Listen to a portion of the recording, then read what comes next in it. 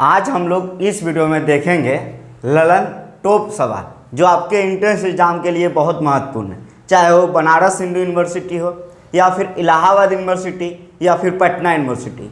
इन सभी यूनिवर्सिटी के entrance exam जो बीए के लिए होता है उसके लिए ललन टॉप सवाल है, बहुत ही बेहतरीन सवाल है, आपके एग्जाम में पूछे ही जाते हैं। तो पूरी तरीके से इस वीडियो को देखना। लेकिन इसके पहले मैं बता दूं BHU कॉन्सेप्ट चैनल के बारे में। ये चैनल बहुत नया है, 2020 में हम लोग आए थे, 2020 में, और पहले ही सर 25 प्लस टॉप 100 में BHU BA के रिजल्ट में हमारे स्टूडेंट आए थे। यानी हमारी कंटेंट बहुत उम्दा है, हमसे नहीं हमारे स्टूडेंट से जानिए। इसके अलावा आपको मैं ये भी बताना चाह रहा हूँ कि BHU कॉन्सेप्ट का जो पहचान है वो प्रचार नहीं, BHU कॉन्सेप्ट का जो पहचान है प्रचार नहीं, हमारा कंटेंट, हमारा कड़ी मेहनत, हमारा परिणाम। BHU कॉन्सेप्ट का जो पहचान है प्रचार नहीं, हमारी कंटेंट, हमारी मेहनत, हमारा रिजल्ट। 2020 में BHU कॉन्सेप्ट चैनल आया था और पहले ही सर हम लोग 1 नहीं, 5 नहीं, 10 नहीं, 25 प्लस टॉप 100 में BHU BA एंट्रेंस 2020 में रिजल्ट दिए। बहुत सारे स्टूडेंट जिसने भी BHU कॉन्सेप्ट में पढ़ा वो आज BHU में पढ़ रहे हैं। तो आप भी अगर BHU में पढ़ना चाहते हैं तो आप हमारे कोर्स में ज्वाइन ले सकते हैं। हमारा कोर्स में अभी ऑफर चल रहा है और ऑफर मात्र 2-3 घंटे के लिए है। ये जो ऑफर में है 20% का लेस, 20% का लेस, पहली बार हम इतना बड़ा ऑफर लेके आए हैं आप सभी के लिए। आज 2 बजे तक ये ऑफर है, आज दोपहर 2 बजे तक ऑफर है। अगर आप ज्वाइन करना चाहेंगे तो कर सकते हैं। बाकी कंटेंट, हमारी मेहनत, हमारा क्लास कैसा होता है वो आप इस वीडियो के अंतिम समय तक देख लेंगे।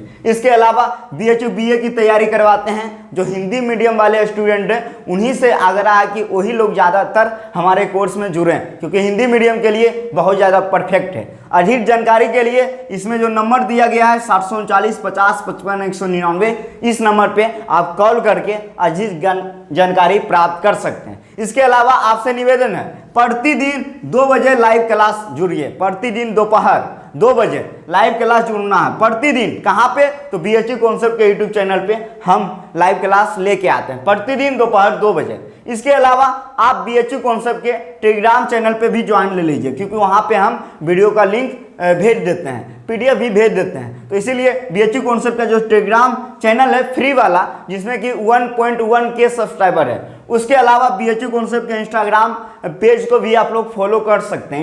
इंस्टाग्राम पे भी BHU कॉन्सेप्ट अवेलेबल है।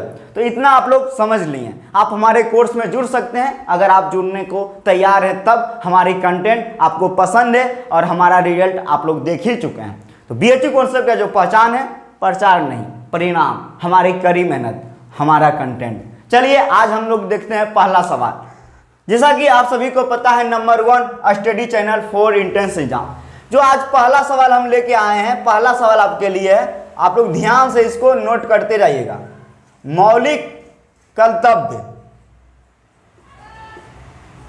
मौलिक कर्तव्य से हम लोग सवाल करेंगे।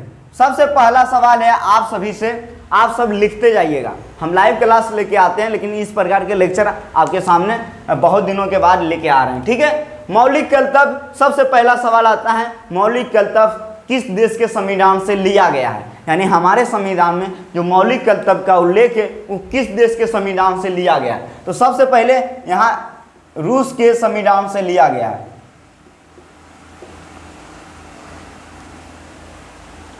इतना आप लोग जान गए हैं, ठीक है। अब देखिए मौलिक कर्तव्य को हमारे संविधान में कब ऐड किया गया, यानी कि मौलिक कर्तव्य को हमारे संविधान में कब ऐड किया गया, ये बहुत ज़्यादा इंपॉर्टेंट है, बहुत ही ज़्यादा इंपॉर्टेंट है और ये बहुत ही बेहतरीन सवाल है। तो इसीलिए आप लोग ध्यान से सुनिए। जो हम लोग का 42वां संविधान संशोधन हुआ था, 42वां संविधान संशोधन, ये बहुत इंपॉर्टेंट है, आप लोग ध्यान से सुनिएगा। 42वां संविधान संशोधन के तहत हमारे संविधान में, और कब हुआ था? 1976 को हमारे संविधान में मौलिक कर्तव्य को ऐड किया गया, ठीक है। अब देखिए यहाँ पे बहुत ज़्यादा इंपॉर्टेंट है। अभी मैंने बात कर लिया किस देश से लिया गया है, रूस। 42वां संविधान संशोधन 1976 के तहत मौलिक कर्तव्य को हमारे देश में शामिल किया गया। अब देखो जब मौलिक कर्तव्य को शामिल किया गया था, जब मौलिक कर्तव्य को शामिल किया गया था तो उस समय 10 मौलिक कर्तव्य था। कितने? 10। ये भी बहुत इंपॉर्टेंट है, तो यहां पे ये जान लेना, मूल मौलिक कर्तव्य की संख्या 10 था, 10। लेकिन आपसे सवाल पूछा जाएगा कि वर्तमान में मौलिक कर्तव्य की संख्या कितना है। ये बहुत ज्यादा इंपॉर्टेंट है, तो ये भी याद कर लीजिएगा। वर्तमान में कितना है? 11।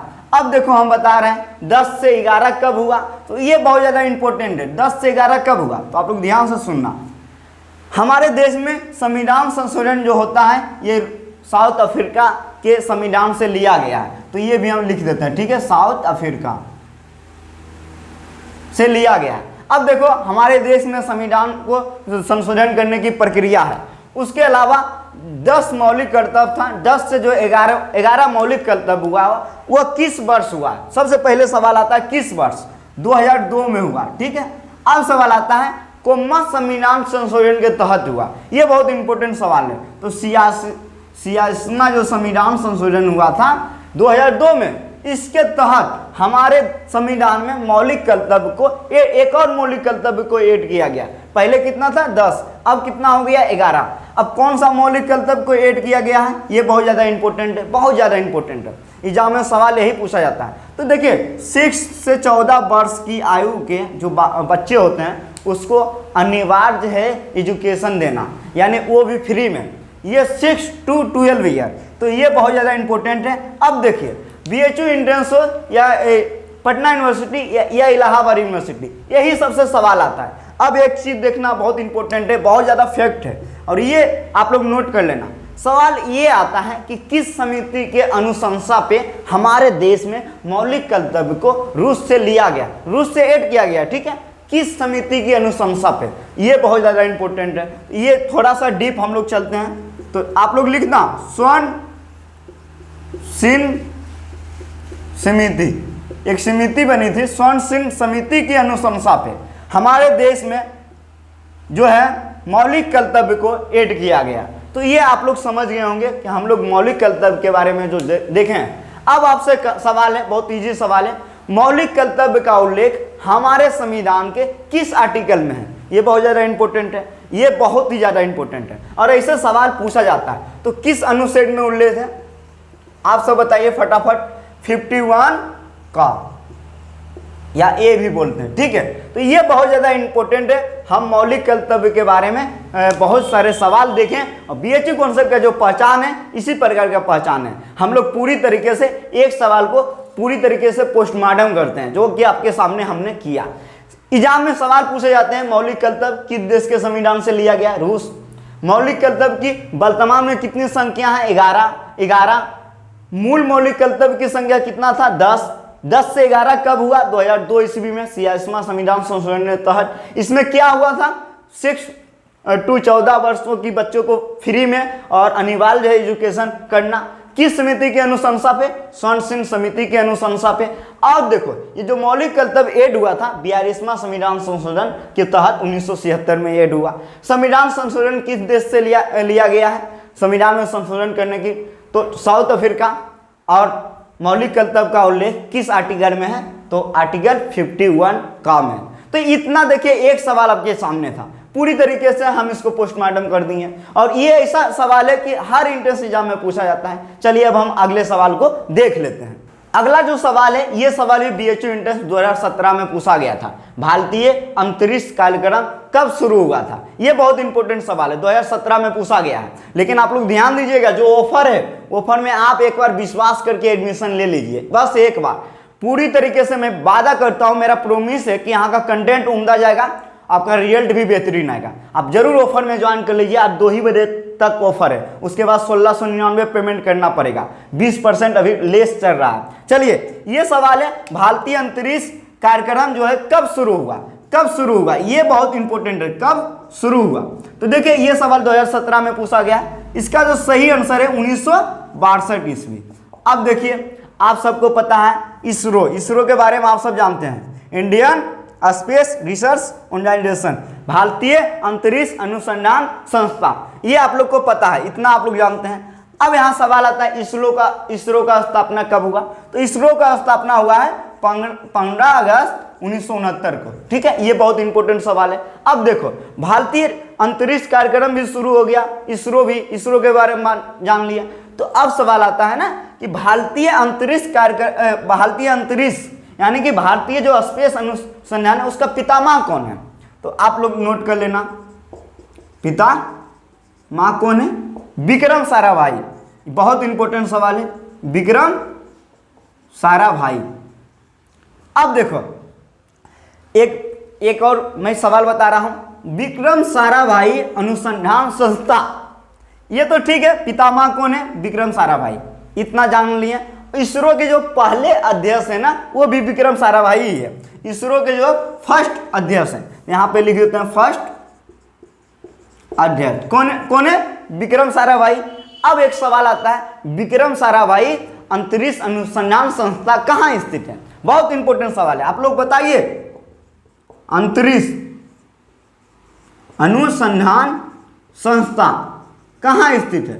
तो इस कहाँ स्थित है? तो ये देखिए, आप लोग नोट कर लीजिए, बहुत इंपॉर्टेंट सवाल है। ऐसे ही एग्जाम में सवाल बनते हैं और ऐसे ही आपको पोस्टमार्टम करके पढ़ने की आवश्यकता है। इसके अलावा सीयूसीटी हो या किसी भी अपना एंट्रेंस एग्जाम, कोई भी यूनिवर्सिटी का औकात नहीं है इससे बाहर पूछेगा। बस आपको कंटेंट पे फोकस करना है, सही चीज़ों को पढ़ना है। ऐसा नहीं जो भी मिले हमको पढ़ लेना, ऐसा नहीं करना। आपको वही पढ़ना है जो आपके लिए आवश्यकता है। यहाँ आपको एंट्रेंस एग्जाम करेक्ट करना है, आपको विद्वान नहीं बनना है। विद्वान आप बाद में भी बन लेंगे, बीएचयू में आके या पटना यूनिवर्सिटी में जाके या इलाहाबाद यूनिवर्सिटी में जाके। पहले आपको एंट्रेंस एग्जाम करेक्ट करना है, इसीलिए पढ़ना वही है जो आवश्यकता है। इस बात को आप लोग ध्यान रखिएगा। तो कहाँ स्थित है? तिरुवनंतपुरम, ये आप लोग जानते हैं, तिरुवनंतपुरम। आप लोग बताइए कमेंट में, ये लेक्चर कैसा लग रहा है आप लोग को? बेहतरीन लग रहा है या नहीं? या फिर क्या सुधार करने की आवश्यकता है? कमेंट में आप लोग बताइए, क्योंकि बताना आपका कर्तव्य है और पूरी तरीके से पढ़ाना, बीएचयू पहुंचाना मेरी जिम्मेदारी है। तो आप लोग कमेंट में बताइए कैसा लग रहा है। चलिए अब हम लोग अगले सवाल को भी देख लेते हैं। यहाँ 3 बहुत इंपॉर्टेंट सवाल है। ये सवाल है गोल्ड। गोल्ड सबसे ज्यादा किस राज्य में होता है? ये सवाल पूछा जाएगा। तो इसका जो आंसर है कर्नाटक, इतना आप लोग को पता है पहले नंबर पे। अब एग्जाम में क्या हो रहा है कि पहले नंबर नहीं दूसरे नंबर का पूछ दे रहा है, तो ये बहुत ज़्यादा इंपॉर्टेंट है, ये भी आपको याद करना पड़ेगा। दूसरे नंबर पे कौन है? आंध्र प्रदेश। चलिए हम तीसरे नंबर का भी बता देते हैं। तीसरे नंबर पे कौन है? झारखंड, जो कि बिहार से अलग हुआ। कमेंट में लिखिए झारखंड बिहार से कब अलग हुआ, कमेंट में बताइए आप लोग, ठीक है। अब देखिए कर्नाटक में एक जो है ना खान है, सोना के लिए फेमस है, उसका नाम है कोराल। और आप इस बात को जान के बहुत ज़्यादा चौंक जाएंगे कि ये सवाल पटना यूनिवर्सिटी, इलाहाबाद यूनिवर्सिटी और बीएचयू में भी पूछा गया। तीनों यूनिवर्सिटी में ये सवाल पूछा गया, बहुत ज़्यादा इंपॉर्टेंट है। इसी अलावा देखिए पन्ना एक शहर है, पन्ना जो कि हीरा के लिए फेमस है, ये आप लोग को पता है हीरा। उसी प्रकार एक शहर है खेतरी जो कि राजस्थान में है, ये तांबा के लिए प्रसिद्ध है, तांबा के लिए। एक शहर है नेपानगर, और नेपानगर ये किस लिए प्रसिद्ध है? अखबार के लिए प्रसिद्ध है। तो ऐसे ही सवाल आपके एग्जाम में पूछा जाता है। तो आपको करना क्या है? आपको पढ़ना पड़ेगा और आप पढ़ेंगे वही जो आपके एग्जाम में आता है। चलिए अब अगला सवाल पे चलते हैं हम लोग, प्रश्न संख्या 4। ये जो सवाल है ये भी सवाल एग्जाम में अक्सर आता है। संगम साहित्य का संबंध किस क्षेत्र से है? किस क्षेत्र से है? यही सवाल आता है, किस क्षेत्र से है? देखिए बहुत इजी है और आपको ये सब जानना पड़ेगा क्योंकि सवाल यही सब आता है। संगम साहित्य का संबंध किस एरिया से है? तो सबसे पहले आप जान लो साउथ इंडिया से है। साउथ इंडिया यानी कि दक्षिण भारत से संबंध है। अब देखो साउथ इंडिया जैसे ही हमारे मन में नाम आता है वैसे ही हम समझ जाते हैं अरे यार साउथ इंडिया में तमिलनाडु से हम लोग जान लेते हैं। तो देखो संगम साहित्य का जो संबंध है किस भाषा से? किस भाषा से? तो ये जो है तमिल भाषा से है। किस भाषा से है? तमिल भाषा से। तो ये सब आपको याद करना पड़ेगा, यही सब आपके एग्जाम में सवाल आता है। अब हम अगले सवाल को भी देख लेते हैं, इसको याद करते जाइए। कमेंट में बताइए आपको कैसा लग रहा है, मजा आ रहा है कि नहीं, क्योंकि लगा दो पानी में आग जवानी उसे कहते हैं। जो अपनी मेहनत से, कड़ी मेहनत से बीएचयू हो या किसी भी सेंट्रल यूनिवर्सिटी का अपना एंट्रेंस एग्जाम हो उसमें करेक्ट करके एक सीट प्राप्त कर ले, कहानी उसे कहते हैं। और हम लोग पानी से नहीं पसीनों से नहाने वाले हैं, हम लोग इतिहास बनाने आते हैं, इसीलिए आपको मन से पढ़ना पड़ेगा किसी भी हालत में। चलिए अब हम अगले सवाल पे चलते हैं। सवाल संख्या 5, भारत नाट्यम का संबंध किस राष्ट्र से है? ये एक लोक नृत्य है, किस प्रकार का, कभी कभी एग्जाम में आ जाता है ये किस प्रकार का लोक नृत्य है, तो एकल लोक नृत्य है। इसका संबंध किस राष्ट्र से है? तो इसका संबंध है तमिलनाडु से। किसका है? तमिलनाडु से। अब देखो स्टूडेंट एग्जाम में बहुत ज़्यादा कंफ्यूज हो जाते हैं, पूछ देगा अगर मोहिनी अट्टम तो एग्जाम स्टूडेंट तो लगेगा कि ये भी तमिलनाडु में है, मोहिनी अट्टम भी तमिलनाडु में है, लेकिन नहीं, भारत नाट्यम जो है केरल में है, तो उसी प्रकार भारत नाट्यम जो है तमिलनाडु में है। ठीक है, मोहिनी अट्टम किस राज्य से संबंध है? केरल से। अब देखो ये बहुत ज़्यादा इंपॉर्टेंट है, एक है उड़ीसी। कौन सा है? उड़ीसी लोक नृत्य जो है ये बहुत इंपॉर्टेंट है, क्योंकि भारत का सबसे प्राचीन और सबसे पुराना है। एग्जाम में पूछ देगा भारत का सबसे प्राचीन सबसे पुराना लोक नृत्य कौन है, तो आप क्या बताएंगे? उड़ीसी लोक नृत्य सबसे पुराना। तो आप लोग से निवेदन है कि नोट करते जाएं, सबसे पुराना या सबसे प्राचीन। ठीक है, अब देखिए एक और इंपॉर्टेंट है, हम इसको लिख लेते हैं, कथक का संबंध किस राज्य से है? तो ये है उत्तर प्रदेश, इसीलिए लिख दिए क्योंकि बनारस हिंदू यूनिवर्सिटी इलाहाबाद उत्तर प्रदेश में ही है, इसीलिए कथक का संबंध जो है किससे है? उत्तर प्रदेश राज्य से। अब देखो कथक के लिए एक बिरजू महाराज व्यक्ति हैं जो बहुत फेमस हैं, बिरजू महाराज बहुत फेमस है। और ये कथक जो है किस प्रकार का लोक नृत्य है? तो ये है शास्त्रीय, ये भी बहुत ज़्यादा इंपॉर्टेंट है। तो आपको पढ़ना इसी प्रकार है पूरी तरीके से पोस्टमार्टम के साथ। देखिए मैं बता रहा हूँ ये जो ऑफर है, इस ऑफर में आप लोग ज्वाइन कर लो, बहुत फायदे में रहोगे। चलिए अब हम अगले सवाल पे चलते हैं। अगला सवाल पे जाने से पहले अगर अभी तक आप वीडियो देख रहे हैं तो वीडियो को लाइक कीजिए, बीएचयू कॉन्सेप्ट के बारे में बताइए आपको कैसा लग रहा है, ये 2 काम कीजिए, पूरा शेयर भी कीजिए, ऑफर के बारे में भी लोगों को बताइए। अब देखिए हम बता रहे हैं, अगला सवाल से जाने से पहले आप सब कमेंट में बताइए, हेंग सांग जिसे यात्रियों का राजकुमार कहा जाता है वो किसके शासनकाल में भारत आया था? हेंग सांग यात्रियों का राजकुमार चीनी यात्री था, किसके शासनकाल में भारत आया था? कमेंट में बताइए। चलिए अब हम अगला सवाल पे चलते हैं। सवाल संख्या 6, RBI reserve bank of India, इतना आप जानते हैं, का स्थापना कब हुआ? स्थापना कब हुआ? यह बहुत ज्यादा इंपॉर्टेंट है, एग्जाम में सवाल आता है। तब कब हुआ है? 1 अप्रैल 1935 को। ठीक है, अब देखिए राष्ट्रीयकरण कब हुआ? राष्ट्रीयकरण, ठीक है, देखो कोई भी देश का राष्ट्रीयकरण तभी हो सकता है जब वो देश आजाद हो गया हो। ठीक है, तो यानी कि ये जान जाओ कि 15 अगस्त 1947 के बाद ही हुआ होगा, ये बहुत इंपॉर्टेंट है और ये आप लोग याद भी कर लेना, क्योंकि अगर एग्जाम में ऑप्शन दे दिया राष्ट्रीयकरण वाला सवाल पूछा, ठीक है, और ऑप्शन दे दिया 1947 से पहले 3 ऑप्शन और 1 ऑप्शन दे दिया 1947 से बाद, तो स्वाभाविक बात है भारत आजाद हुआ है बाद में, तो तभी राष्ट्रीयकरण हो सकता है, तो आप आराम से वो ऑप्शन टिक कर सकते हो। अब देखो राष्ट्रीयकरण जो हुआ 1 जनवरी 1949 को, बहुत ज़्यादा इंपॉर्टेंट है, 1 जनवरी 1949 को रिजर्व बैंक ऑफ इंडिया का राष्ट्रीयकरण हुआ। देखना यहाँ पे थोड़ा हम कंफ्यूज हैं, हो सकता है 1 जुलाई भी हो, लेकिन आप लोग कमेंट में बता देना। अब RBI का हेडक्वार्टर कहाँ है? हेडक्वार्टर यानी कि मुख्यालय कहाँ है? तो मुंबई में। आप देखो भारत का व्यापारिक राजधानी कौन है? भारत का राजधानी दिल्ली है, सब लोग जानता है, तो व्यापारिक राजधानी कौन है?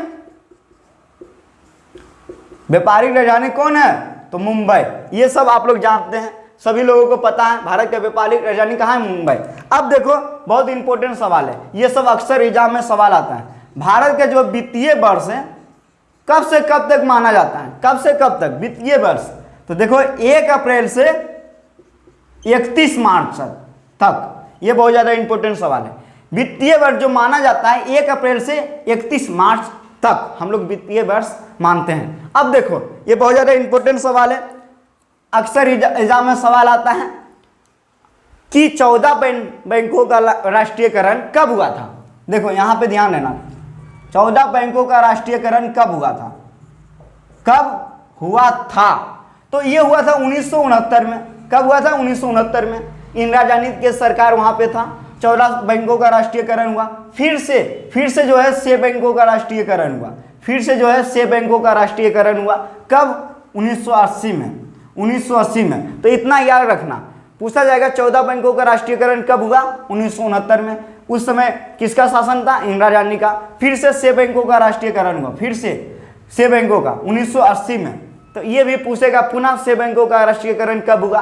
1980 में। तो मुझे निवेदन है कि आप लोग को मजा आ रहा होगा पढ़ने में, क्योंकि पोस्टमार्टम करके पढ़ेंगे ना, एक सवाल को अनेक सवाल बना के, और आपको बुक से नहीं पढ़ना है। अगर बुक से हम पढ़ाएंगे तो बुक का नाम ही बता देंगे, आप लोग पढ़ लेंगे। इसीलिए आपको पूरी तरीके से कॉन्सेप्ट को समझना है, क्योंकि कॉन्सेप्ट को समझेंगे तभी आप लोग का रैंक बोलेगा तो आप जो चाहेंगे वो आप पाएंगे। चलिए अब अगले सवाल पे चलते हैं। अगला सवाल भी जो है वो बहुत ज़्यादा इंपॉर्टेंट है और अक्सर एग्जाम में सवाल पूछा जाता है।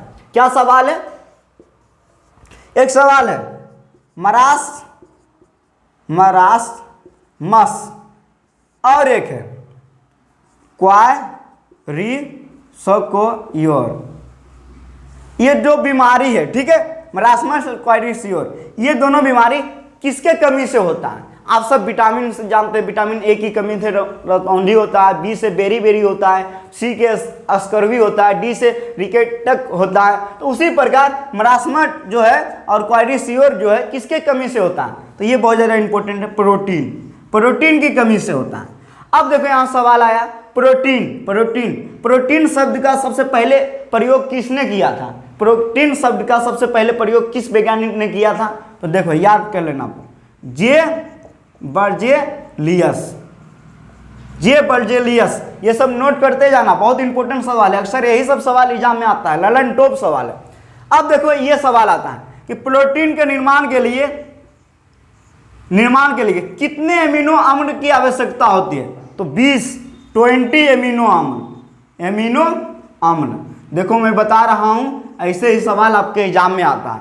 आज का सेशन मैं समाप्त करता हूं। कमेंट में बताइए कैसा लगा और जो मैं सवाल पूछा हूं और ये ऑफर के बारे में लोगों को फटाफट बताइए। मिलेंगे नेक्स्ट वीडियो में। आप सभी का जय हिंद। बीएचयू कॉन्सेप्ट के बारे में लोगों को बताते रहिए। धन्यवाद।